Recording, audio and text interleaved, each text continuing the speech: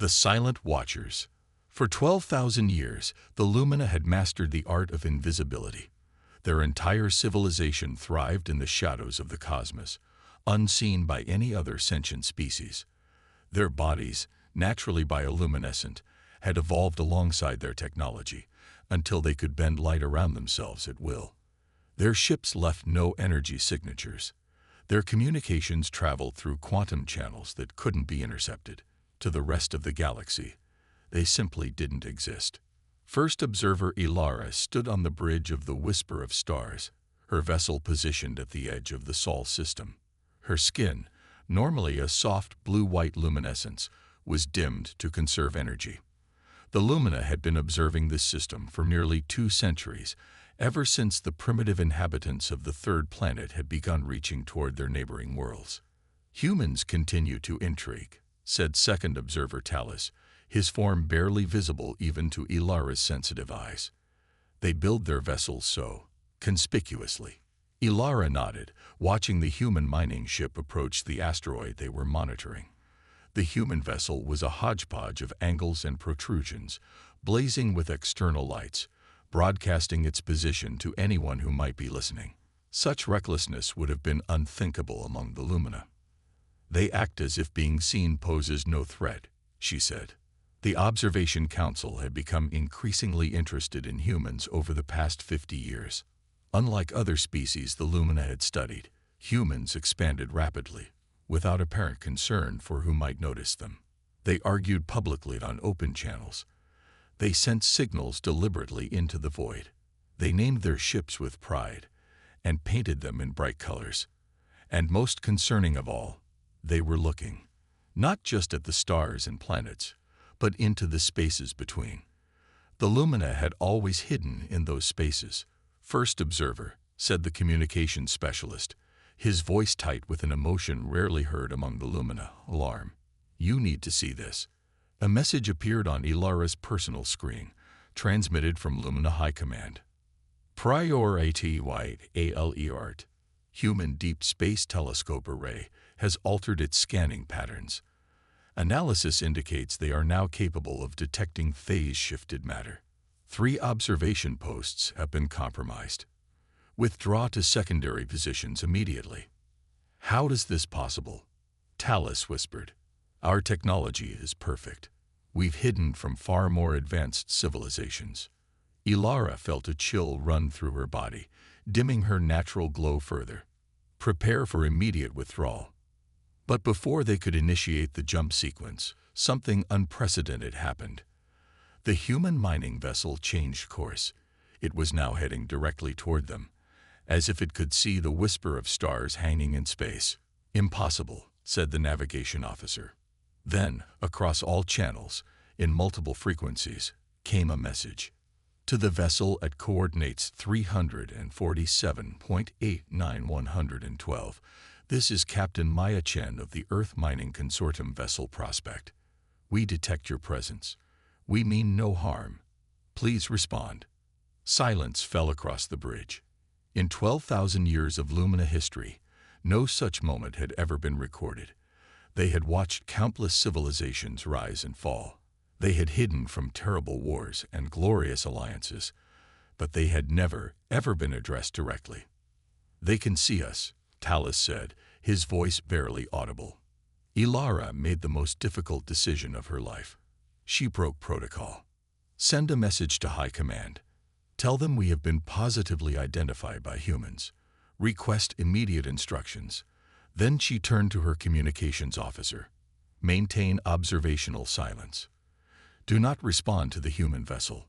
For 3 days, the Whisper of Stars drifted in space, maintaining its invisibility field at maximum capacity. The human ship remained nearby, occasionally broadcasting its message of peaceful intent. Ilara watched Captain Chen through the ship's sensors. The human appeared remarkably calm for someone attempting first contact with an invisible alien species. Finally, a response came from High Command. It was brief and unprecedented. "First observer Ilara, you are authorized to establish limited communication. Learn how they detected us. Share nothing of our civilization or capabilities. extreme caution is mandated. With trembling hands, Ilara composed the first message any Lumina had willingly sent to another species in thousands of years. Human vessel, we acknowledge your greeting. Explain how you detected our presence. The response came quickly, as if the human had been waiting eagerly. We've been developing quantum fluctuation imaging for asteroid mining. It detects empty spaces that aren't actually empty. Your ship created a perfect void pattern. Nothing natural looks like that. Would you be willing to meet? We've prepared a neutral space. The suggestion was so outlandish that Ilara nearly cut the communication. Meet? Face to face.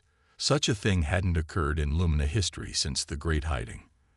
That is not possible, she replied. May I ask why? Came the human's response. We've encountered 7 other spacefaring species so far. Meeting is customary. 7 other species.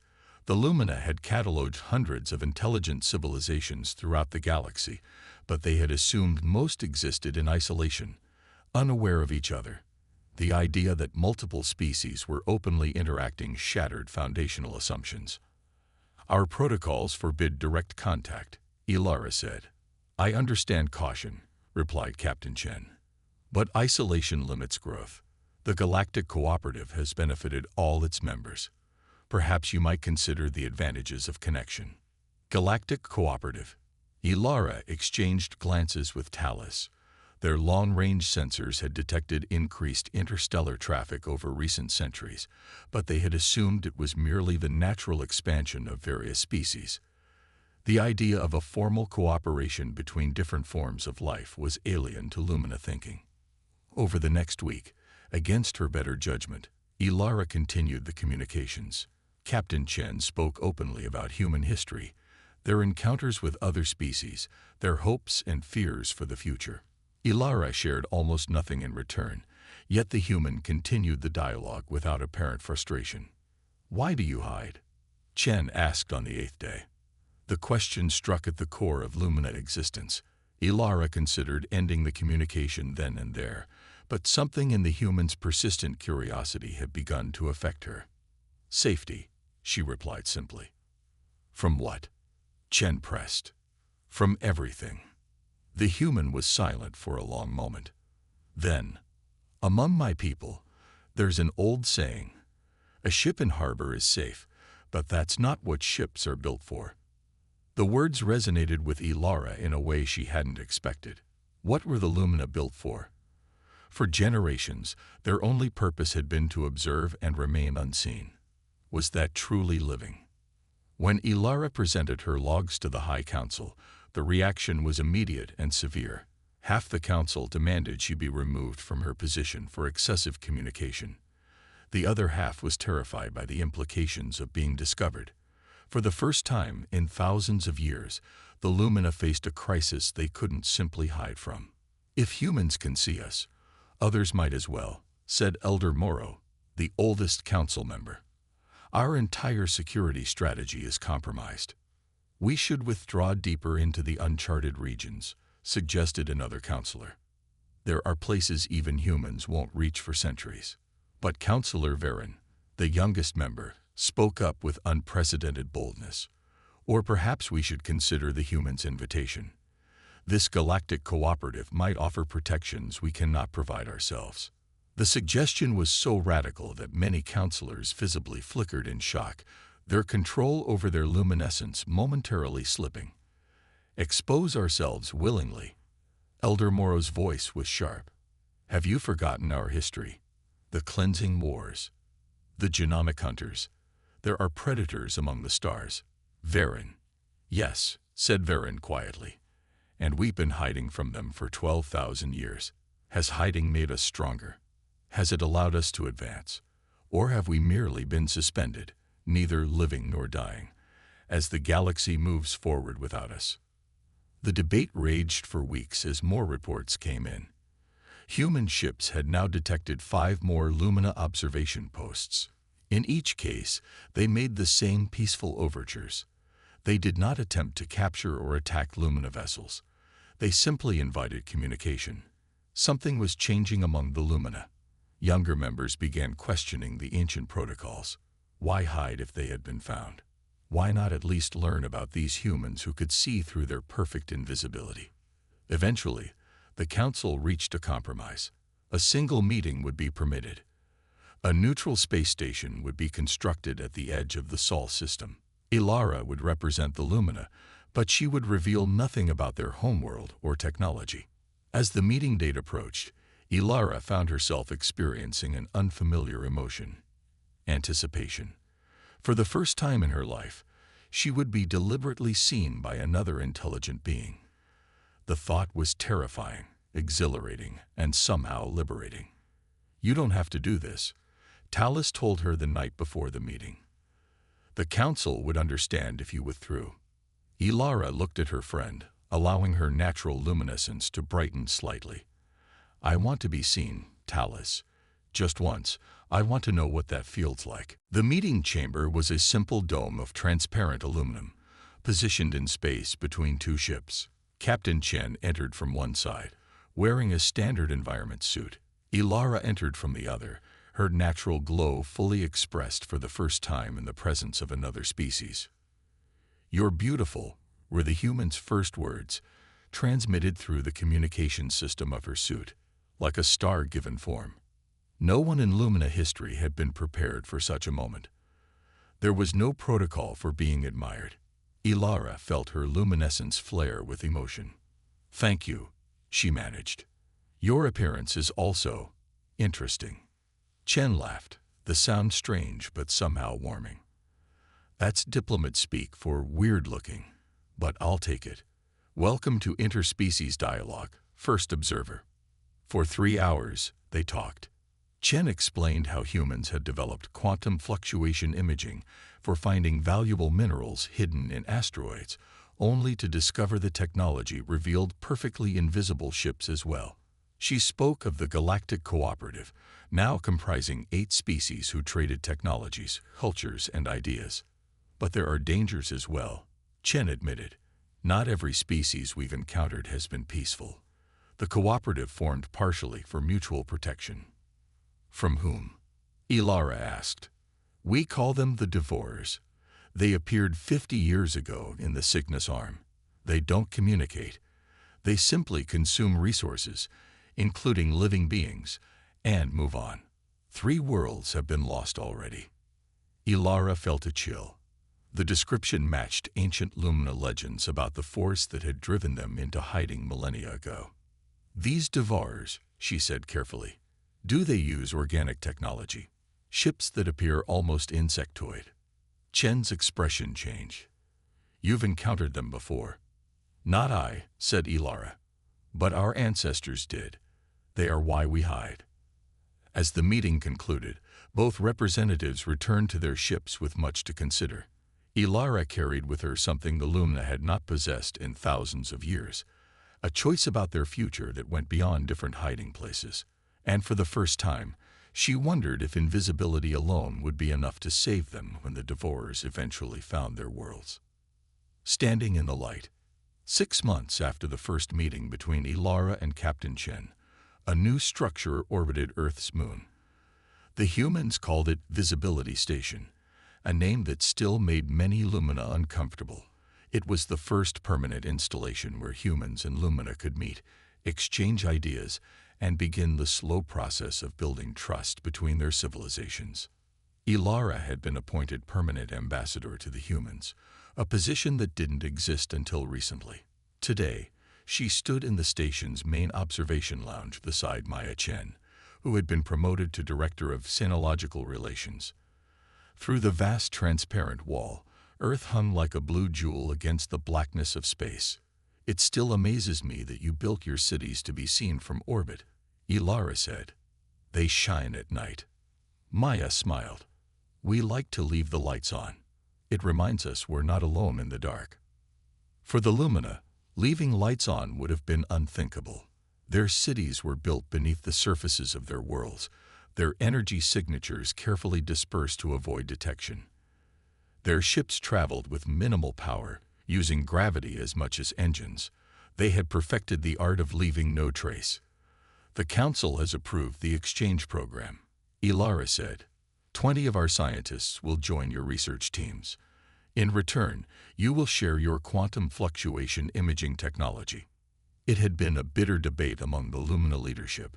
Many still believed that sharing knowledge with humans was dangerous. But the younger generation had become increasingly vocal. If humans could already see them, what was the point of withholding technology? Perhaps together they could develop better methods of remaining hidden when necessary. That's excellent news, Maya said. And what about the Devourer data? Will your historians share what they know? Ilara's glow dimmed slightly. That is more complicated. Our records of the cleansing are ancient, mostly preserved as cultural memories rather than scientific data. Many believe they are merely legends. But you don't, Maya observed. No, Ilara admitted. The patterns are too similar. Your devourers and our ancient enemy share too many characteristics to be coincidence. Over the past months, human and Lumina intelligence had compared notes on the devourer threat. The organic technology ships, the consumption of all resources including biological matter, the lack of communication, all matched Lumina historical accounts of the force that had driven them into hiding thousands of years ago. If they are the same entity, Maya said carefully, then hiding didn't solve the problem. It only delayed the inevitable. The observation cut deep. For generations, the Lumina had believed their invisibility would keep them safe forever. Now they faced the possibility that their ancient enemy had simply been moving methodically through the galaxy and would eventually find them regardless. The Council is divided, Ilara said. Some believe we should withdraw deeper into uncharted space. Running isn't the answer. Maya's voice was gentle but firm. The cooperative has been fighting the Devourers for 50 years. We've had some successes. With your stealth technology and our weapons systems, we might actually defeat them. The suggestion of fighting rather than hiding was still revolutionary to most Lumina. Their entire civilization had evolved around avoidance of conflict. Yet now, every day, more young Lumina were advocating for active resistance. The old ways were being questioned as never before. There's something else, Ilara said. Something I haven't told you. She activated her personal communication device, projecting a star map into the space between them. It showed a remote region near the galactic core, far from both human and known Lumina territories. 3 of our deep observation posts went dark last month. No communication, no emergency signals.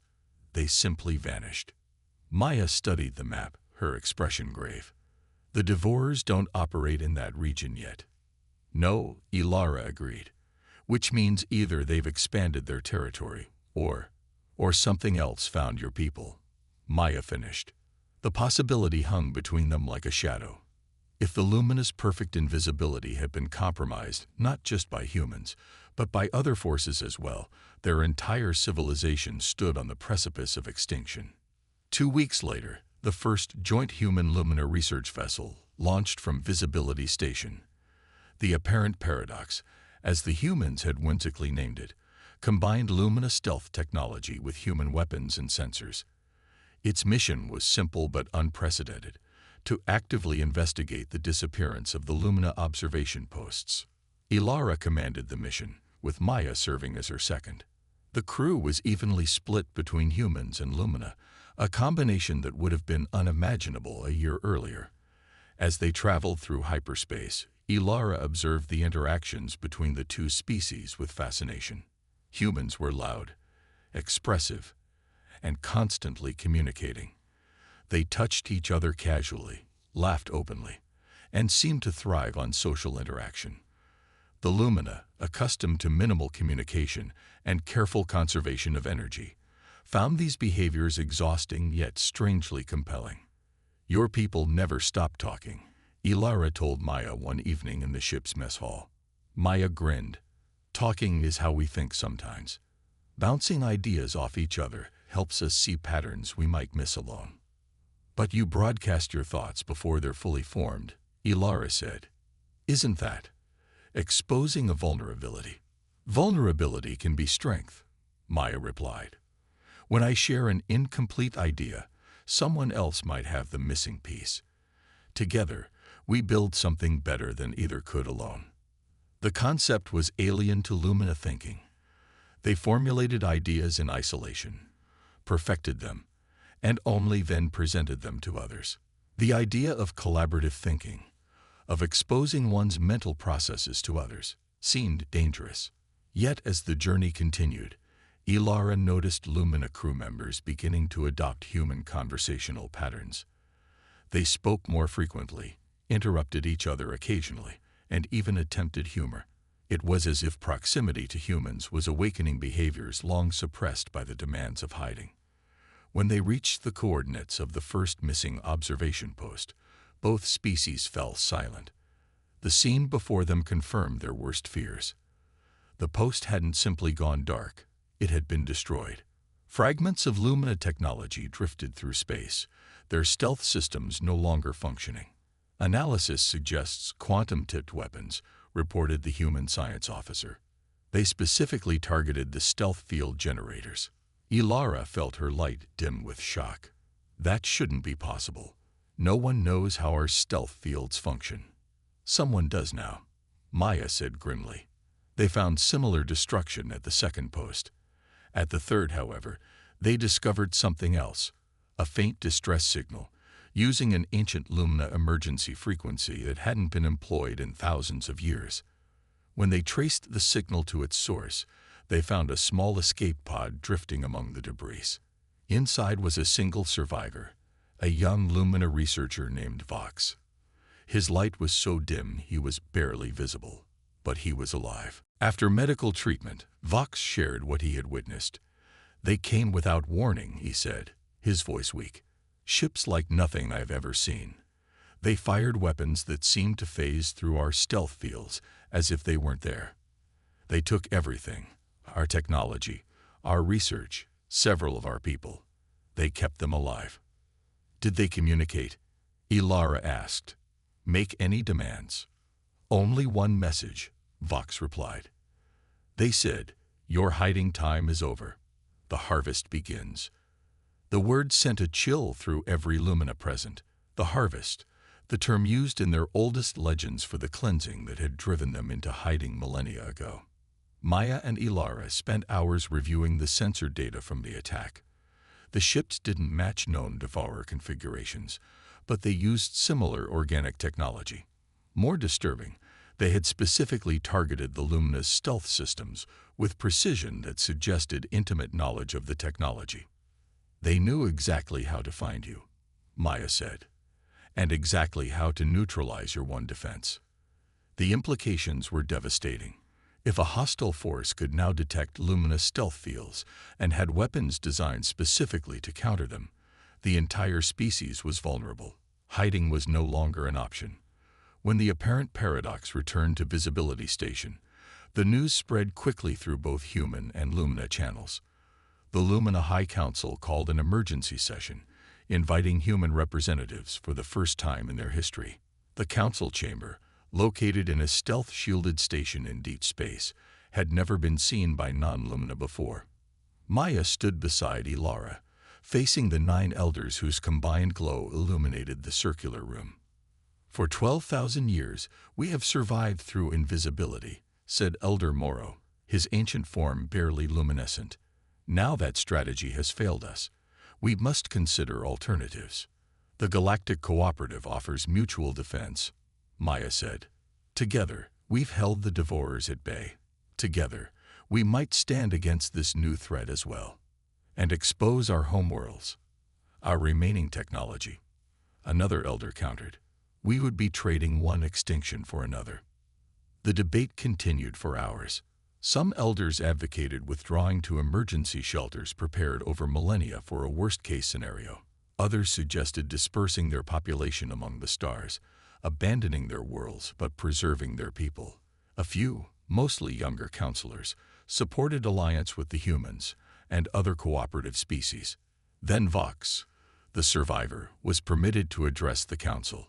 His light was stronger now, but still showed the trauma of his experience. "I watched my colleagues die," he said simply.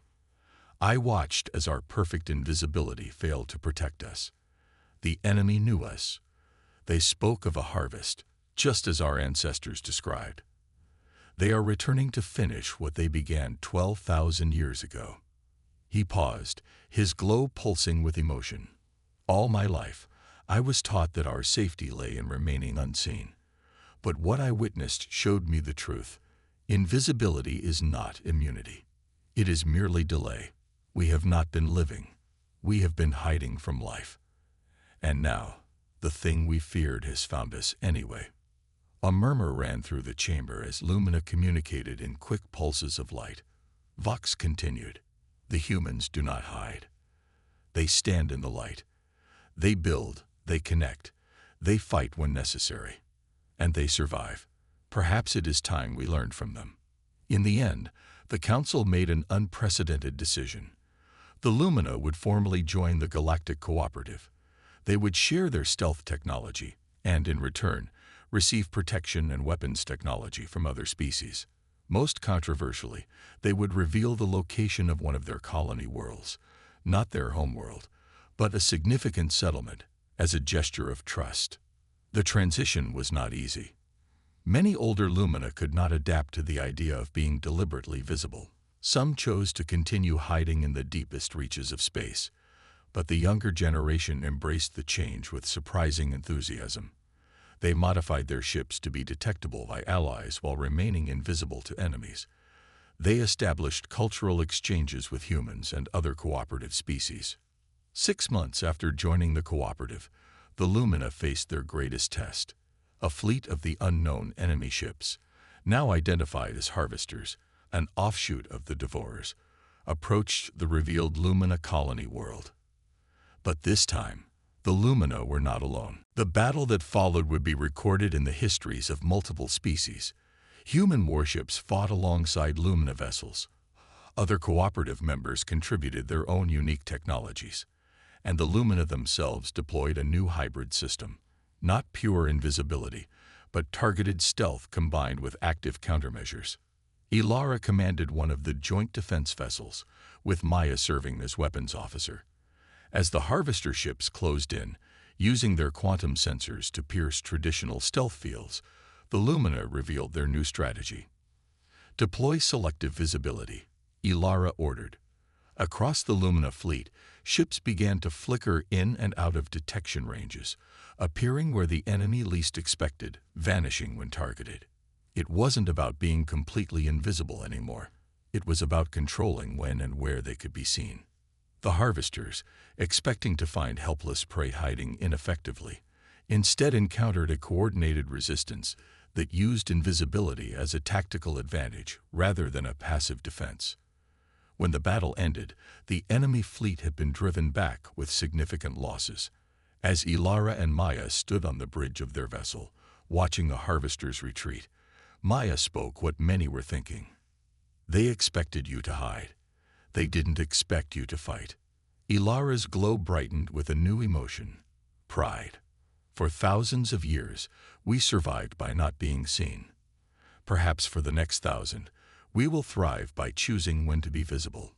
The Lumina continued to value stealth, but it was no longer their only strategy.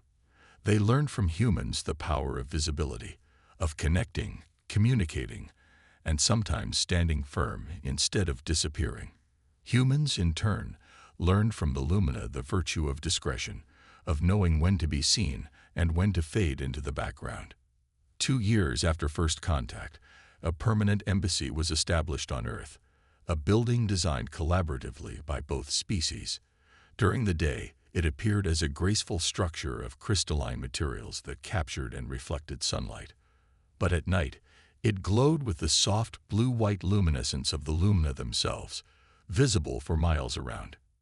It's a beacon, Maya told Ilara, as they stood before it on opening night. Yes, Ilara agreed, allowing her own natural light to shine without restraint for perhaps the first time in her life.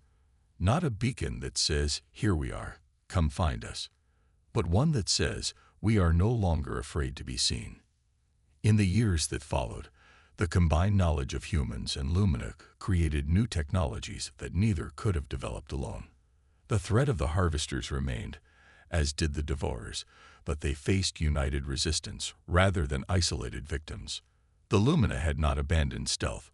It remained their unique contribution to the cooperative. But they had abandoned fear.